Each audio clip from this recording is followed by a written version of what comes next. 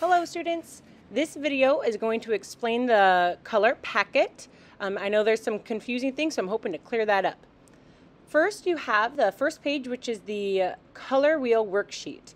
You need to complete this with only the primary colors because those are the color of paints you're going to have. So you need to learn how to mix that green, orange, purple, and so on. You'll also need to answer all of the questions on the side. There are table handouts that can help you with that. Next up, we have the 6 ideas or 6 sketches. So this can be done with pencil. You do not need to color this in.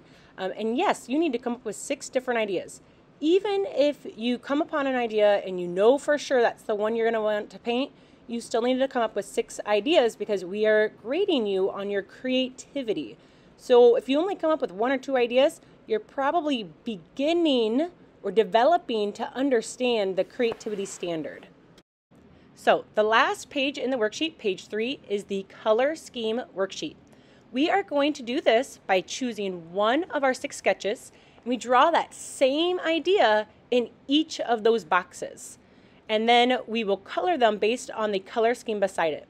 So that top one, I have monochromatic. I chose orange for my color, so I have light orange, orange, dark orange, and different types of light oranges and dark oranges in there. Next up is analogous. Those are the ones that sit by each other on the color wheel. I chose violet, red violet, blue violet, and different types, like shades and tints of those colors. Lastly is complementary. It's any 2 colors that sit directly across from each other on the color wheel. So I chose reds and greens in there. Now, with this worksheet, I know we had you only use the primary colors for the color wheel worksheet.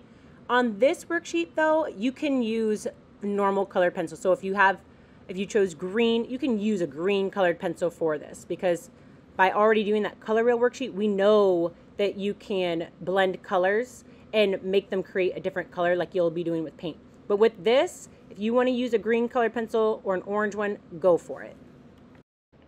The important thing to know about this worksheet right here is that this is a roadmap for how your painting is going to look. So however you color this with colored pencils is the type of paint you're going to use. So if I used oranges for my monochromatic, guess what? I'm going to use orange paint for my monochromatic square that I'm going to be painting. And I'll show you an example of that here in a second. But we do this worksheet so that when it comes time to paint, you don't really even have to think or decide about the colors to use because you've already chosen it when doing this worksheet. So this is what I mean when you're going to paint it the same way. So my monochromatic, I used oranges. Over there on the painting, I used orange for my monochromatic square. Analogous, it matches. Complementary, it matches. So however you color your worksheet is how you are going to paint. All right, and here's a close-up of the finished product. So this is my final painting. Now, this turned out really great because I put the time in with my color packet. So I started with that color wheel worksheet. I know how to blend colors. I know the different color schemes. I thought of different ideas. I chose the best one, and then I did my color scheme worksheet and painted the same way that I did my worksheet. So that packet is going to set you up for success like this. Good luck, and make sure to ask questions if you have any. Oh, and make sure everything gets turned in on Canvas. Woohoo! Read the description of each assignment carefully so you turn your assignments into the right one.